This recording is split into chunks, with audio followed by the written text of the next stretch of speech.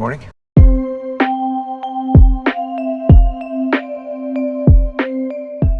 Music is a huge part of my life. It wasn't always, though, not until I got Rock Band for the 360 back when I was in high school. I really liked the drums on there. Rock Band actually taught me how to play the drums for real and eventually got me into a band when I was 17. We had to sneak my baby face into bars to play every Saturday until I turned 21. Since then, music has always been a really active experience for me. I can't not help play the drums in my head to whatever song I'm listening to. And maybe this is just a me thing, but when I think of some of my favorite artists and bands, I usually think of one song that is the definitive that band's song. Maybe not their best song, but the one that I associate with them. Like for Metallica, it's Enter Sandman. Creedence Clearwater Bon Jovi, Dead or Alive. Wonderful. I Write Down, Totem, Kenny Loggins, Britney Spears, My Chemical Romance, Welcome to the Finger Death Match, Turn Mother Carter, No Better, John No Money. I could go on. And for a lot of people, if you ask them the same kind of thing about fighter jets, the Tomcat would be their answer. The F-14 is a staple of military aviation history and an iconic plane known throughout the world. Replacing the F-4 Phantom and paving the road for the F-18 and the F-35, the F-14 became the Navy's main fighter interceptor in the mid-70s and was even still in service with the US up until 2006. Iran, the only other country to operate the Kitty Cat, still does to this day. For those of you that are unfamiliar, with the plane, here's a brief overview of the F-14. It's a twin-seat, twin-engine, carrier-based, variable geometry air superiority fighter and fleet defense interceptor. Much later in its life, it was equipped with ground attack munitions and a targeting pod. It carries AIM-9 Sidewinders, AIM-7 Sparrows, AIM-120 AMRAAMs, AIM-54 Phoenixes, and an M61 Vulcan 20mm cannon. It could also carry Mk-80, 84 bombs, as well as laser and GPS-guided bombs. Now, this thing didn't just come out of a vacuum. Originally, the Navy and Air Force were being made to play nice by this dude, Bob Mac and Cheese or something, who wanted the F-35, but in the 70s. He started by making the Air Force adopt the F-4, and later started the Tactical Fighter Experimental, or TFX, program, which was set up to find a general-purpose aircraft that both the Air Force and Navy could share. And in 1962, it shot out one of my favorite planes, the F-111 Arvo. Both the Navy and Air Force submitted a wish list to the TFX program, and somehow at first, both branches agreed on the feature set of the F-111. The Navy, for example, wanted it to be side-by-side seating rather than tandem, and an escape pod as opposed to ejection seats. The F-111 had these, and the A variant was adopted by the Air Force. But before the Navy's B variant went into production, they backed out because its vibes were just off, and they went with a somewhat similar design that ended up being the F-14. I find it fucking hilarious that the F-14 didn't even keep the side-by-side seating or the escape pod, despite those being something the Navy was fighting for. Now, I'm going to let you guys in on a little secret. I don't really like the F-14. I know, this is the A-10 all over again. I think it gets a lot of hype because, yeah, it's pretty cool. I guess a lot of people in the 70s and 80s liked it for the same reason I gush about the F-35B. It's a fucking transformer. And by the time the 80s had rolled around and Top Gun had hit theaters, it was Jover. The F-14 wasn't just the Navy's fighter jet, it was America's fighter jet, at least to the layman public. Truth of the matter is, the F-14 had a ton of issues, most notably its engines. The original power plant pairing was horrible. The maintenance crews had to reinforce parts of the jet and keep more spare parts on hand than you usually would. Compressor stalls were extremely common, caused by almost any disturbance in airflow, such as from the exhaust of the jet's own missiles after firing, or jet wash from other F-14s, just like what took our boy Goose out. It took almost 10 years to fix these issues by replacing the engines of the F-14. Coupled with that, there's another baked-in issue when it comes to the plane, and that's the swing wing itself. You see, all swing wing aircraft have this issue, the F-111 and B-1 included. The systems required for moving the airfoils are very heavy, very expensive, very complex, very temperamental. They require a ton of maintenance hours, and the fluid used in the hydraulics can be very dangerous. I know that the biggest drawback to running the F-111 was its maintenance, costing up to a fourth of the Air Force's maintenance budget. And the F-14 is no different, requiring up to 60 hours of maintenance per flight hour. Compare that to the F-18, the F-14's replacement, at just 20. There's a reason we don't see swing-wing aircraft nowadays. The upkeep just isn't worth it. Improvements in fly-by-wire and unstable designs found on planes like the F-16 proved to be just as effective with all the weight and maintenance that a swing wing required, so they were phased phased out. Also worth noting, the wings can get locked in an asymmetrical wing sweep, but from what I've read, this is never downed an airframe. It's a super cool idea, but at the end of the day, it just wasn't worth it as technology advanced, and for some reason, Russia is trying to bring it back. Now, the F-14 is a big plane, and after it's got its updated engines, it was a fast plane too. One of its primary roles was as a fleet defense interceptor, meaning if bombers were detected heading towards the carrier group, the F-14 would take off, Naruto run over to the bombers, and hit them with AIM-54s. A quick note about the AIM-54, while they're the longest range air-to-air missile for the time, they're not super maneuverable. If a fighter knew it was being locked, it could probably do something about it, but a big, heavy, slow bomber, that's the bread and butter of the 54. It could also shoot down anti-ship cruise missiles the Soviet had in their stores. Note that from what I found in my research, it never performed this role, only shooting down a few Libyan MiGs while in service with the US Navy and also flipping them off just like in Top Gun. In addition to being an interceptor, it was also a fighter, but it was even a good dogfighter, not only outturning the F-4 that it replaced, but the F-16 and F-15 as well. But by the time the F-14 was coming into service, dogfights like we saw in World War II and Vietnam were becoming a thing of the past, a dying art form with one foot in the grave. And the Iranians sealed that coffin, put it in the ground, and placed its headstone. During the 80s, Iran went to war with Iraq. Due to a coup that had taken place prior to the conflict, almost all of Iran's pilots were rookies. As far as I can tell, none had any combat experience. Iraq, however, had veteran pilots flying MiG-21s and 23s, as well as Su-20s and 22s, all of which were very capable dogfighters. Before Iran's coup, they had bought around 80 F-14s, and the rookie pilots used the AIM-54 long-range missiles to shoot down Iraqi pilots without the Iraqis even knowing what the hell was going on. They actually voluntarily grounded themselves because they thought Iran had sabotaged their planes. This was the birth of BVR, or Beyond Visual Range Air Combat. To this day, this is the dominant form of air-to-air battles. Dogfights don't really occur because you can detect, fire, and kill enemy planes before you can even see them, and it all started with the Tomcat. Just for reference, the effective range of a gun on a fighter is typically around 1,000 meters, or about half a nautical mile. The AIM-9 Sidewinder heat-seeking missiles are effective to 1 to 2 nautical miles, maybe further. These are dogfight weapons. The longest range kill on record of the AIM-54 is 110 nautical miles. This was the future, and this is our present.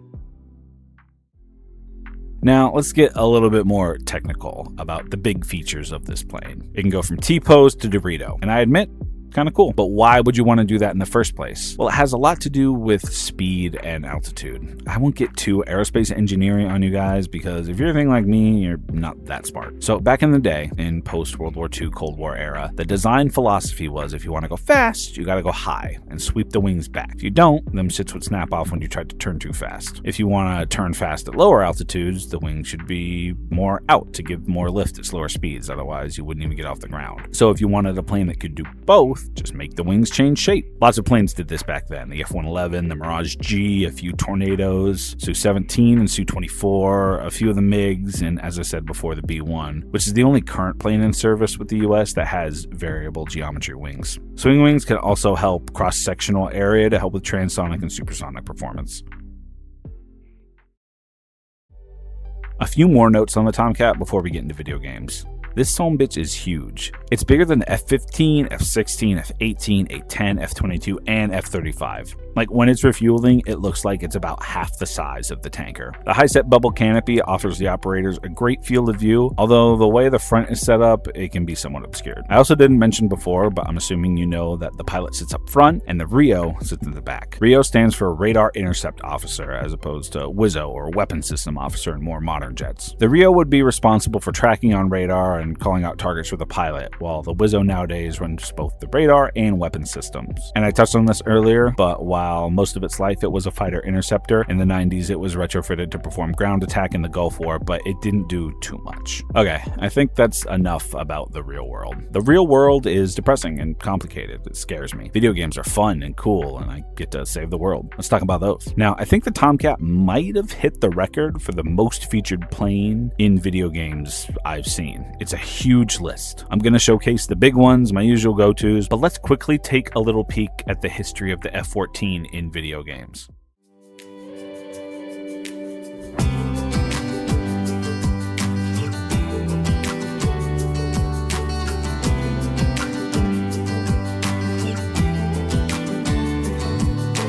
Oh, well, imagine Oh, I'm pacing the pews in a church corridor, and I can't help but to hear, no, I can't help but to hear an exchanging of words. What a beautiful wedding, what a beautiful wedding, says a bridesmaid to a waiter. What a shame, poor groom's bride is a whore. I'll chime in with a haven't you people ever heard of? Closing the goddamn door, no, it's much better to face these kind of things with another Miller light up on the porch. Yeah, haven't you people ever heard of closing the daggone door, no, it's much better to face these kind of things with a sense of,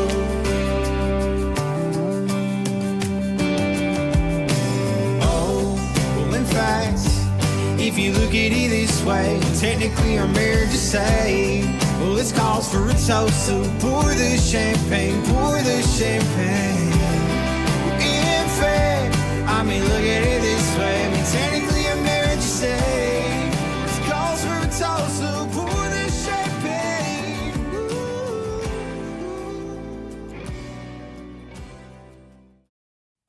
Kimi no 写真手に入れたマリア君の元へグラスの底に書いた彼女のストーリー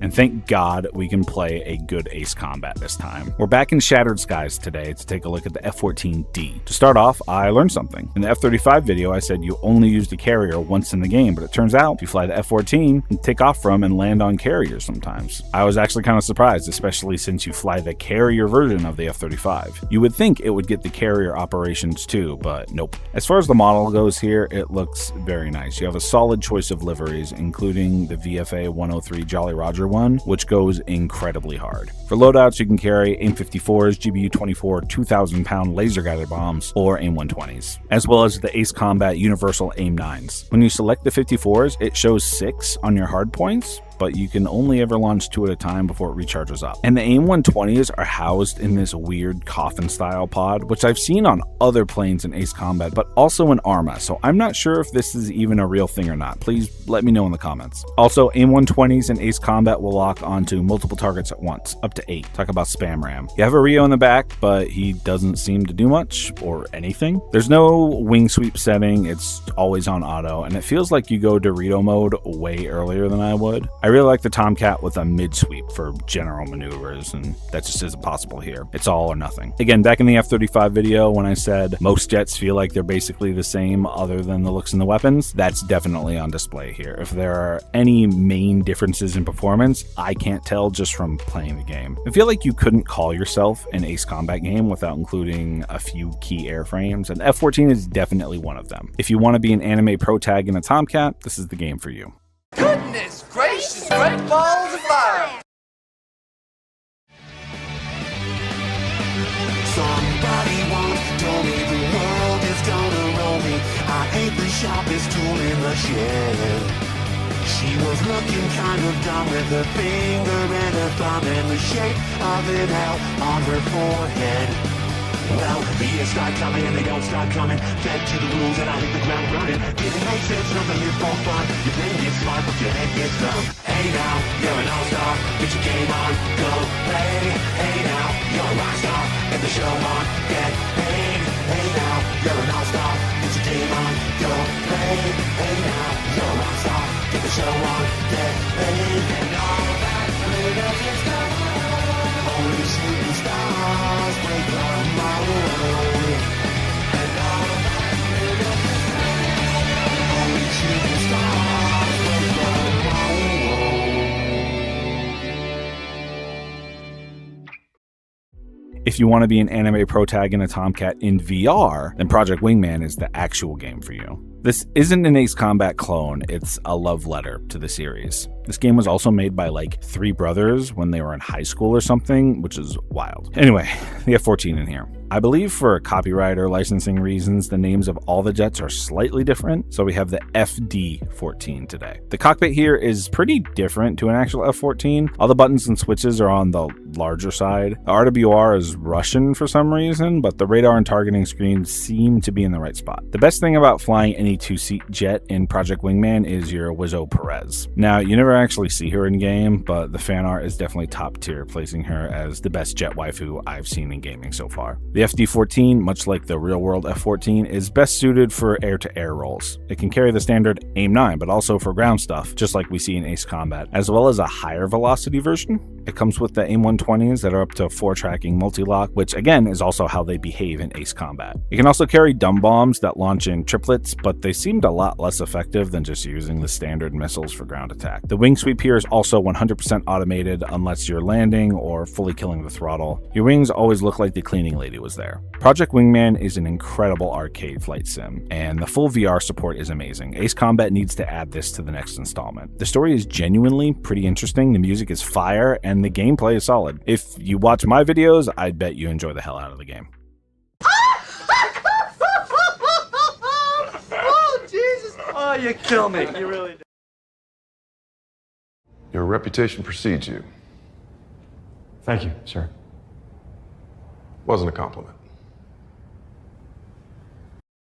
So, you can't really buy your way into an F-14 in War Thunder. Well, you kinda can, but you still need to play 400 to 500 games from what I understand, and ain't no way I'm doing all that. So a huge shout out to DeWins for granting me access to his account for this. War Thunder so far has done a pretty good job of incorporating planes into their game, and the F-14 here is no exception. We have an F-14B, but there was a recent in-game event that introduced the Iranian version too with its own weapons loadout. When I first loaded up a test flight, I was pleasantly surprised to find it starts you on the carrier. This is the first quote-unquote realistic handling one we've seen so far, and the first that has a manual wing sweep control. You can even tear them off if you turn too hard while they're extended. The weapons are everything you would expect from an early F-14, AIM-9s, AIM-7s, and AIM-54s. I'll be honest, the radar took a little getting used to. I only managed to lock up a target 2 or 3 times, but never scored a radar kill, or any PvP kill for that matter. I sucked, which from what I read is to be expected. In the comments of the A10 video, I was informed your first few matches are against bots, so all my confidence went away then and there, and it was validated in the realistic battles I played in the Tomcat. But my PvP performance doesn't change the fact that this is still a pretty good F-14. It's not the most realistic, there's no clickable cockpit, the systems are very simplified, but it's still better than I would have guessed. The snail continues to surprise me. All right, that's enough. Brewster, that's enough, man.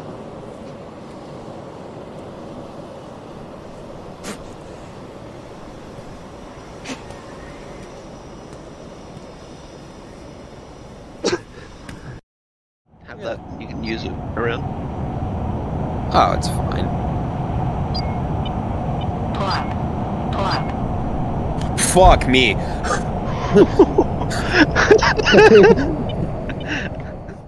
VTOL, my beloved. Back after the AH-94 DLC was released, Baja said 2 new aircraft were under development. One would be a trainer and one would be focused around electronic warfare. Now, before the trainer came out, I thought it would be a good idea to have the pilot and instructor seats be side by side so the instructor could directly point at stuff in the cockpit while teaching. But instead we got the T-55, which has actually become my second favorite aircraft to fly in VTOL. It ended up being a tandem seat based on the T-50, which is a trainer based off the F-16. In fact, the T-55 is the aircraft that is closest to its real-world counterpart in VTOL. It's also a fairly capable light attack aircraft. After that, I really hoped the EW aircraft wouldn't be tandem-seated too. This was the perfect opportunity for an EF-111-ish side-by-side seated support aircraft, or even a heavy airframe like an AWACS. But my dreams were dashed, and we got the EF-24G Missed Jamcat. It's called the Jamcat.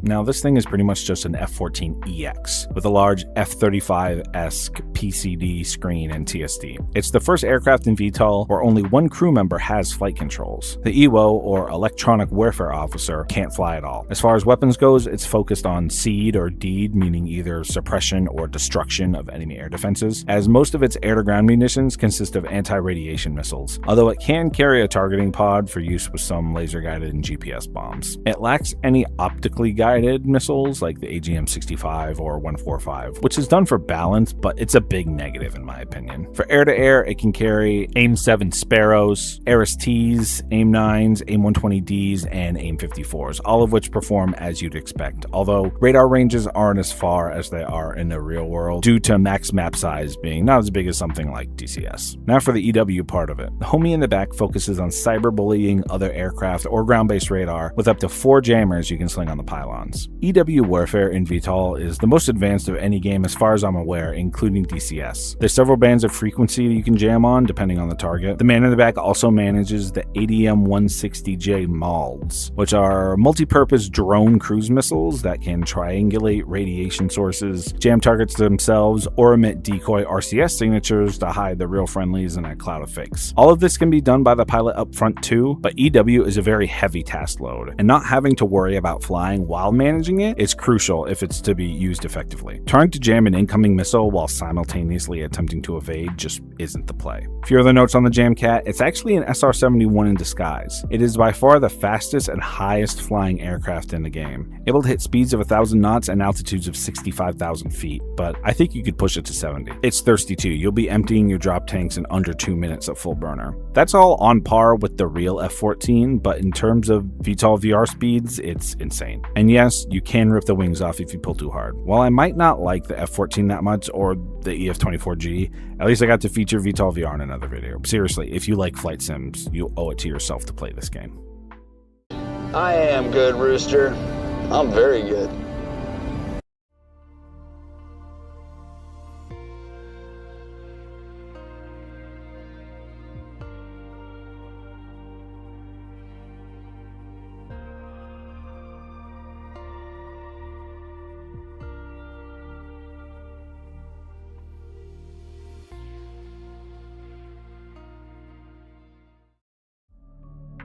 So there's a few F-14 modules in MS Flight Sim, and I wasn't sure which one I wanted. I prefer more modern aircraft, so I was attracted to the D variant, but there was a pack with both the A and B versions that was co-developed by IFE, who made the F-35 module I gushed about in its own video. It was also developed by Heatblur, who made the F-14B and F-4 modules in DCS, and there are a lot of similarities, including Jester, who we'll touch on in a bit. The cockpit in this thing is pretty robust in terms of clickability. It also includes several cool liveries, including the good old Jolly Roger. Wing sweep is controlled by the flap setting, so you do have full authority over where they are. If you want to splurge a little bit more, there is a super carrier pack that I think any plane can utilize, and it really gives that full Tomcat experience. Flying this thing around and checking out the cockpit in MS Flight Sim was actually kind of a nice familiarization before taking the plunge into DCS. It certainly made it much less intimidating. It's still very hard to beat the views in this sim. I see side-by-side comparisons online sometimes, and I couldn't tell you which is real and which is fake. And even if most planes I cover in MS Flight Sim aren't full fidelity, it's still one of my favorite ways to take a joyride in a plane.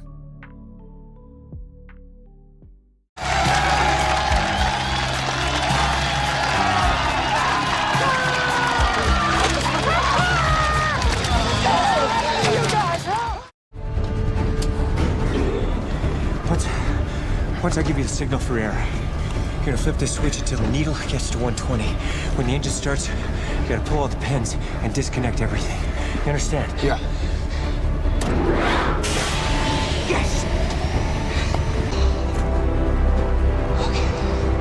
Wow. It's been a minute, huh, Matt?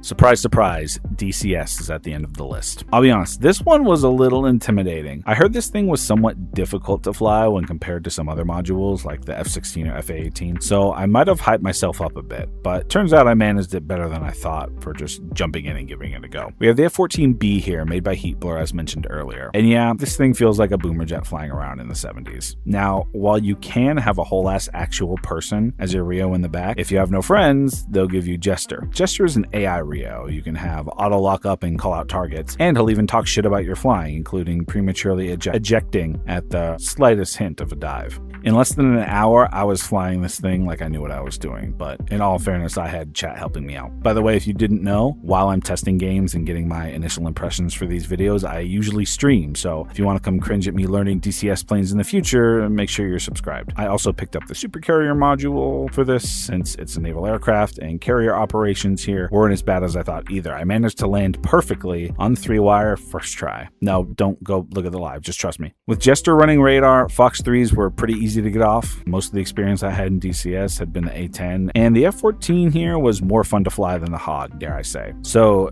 DCS pilots, I hope you all feel validated, because you have the best F-14 in gaming.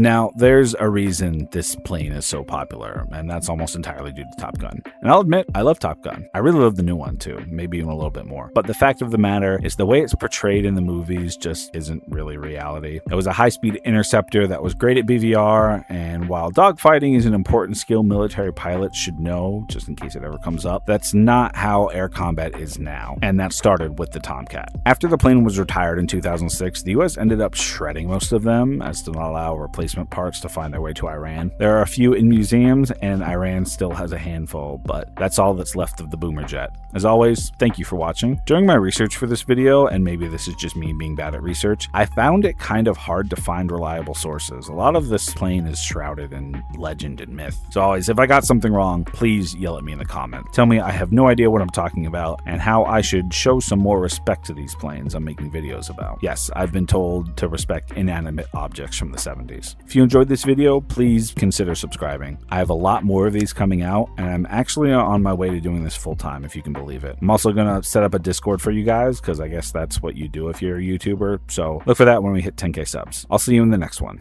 Take care.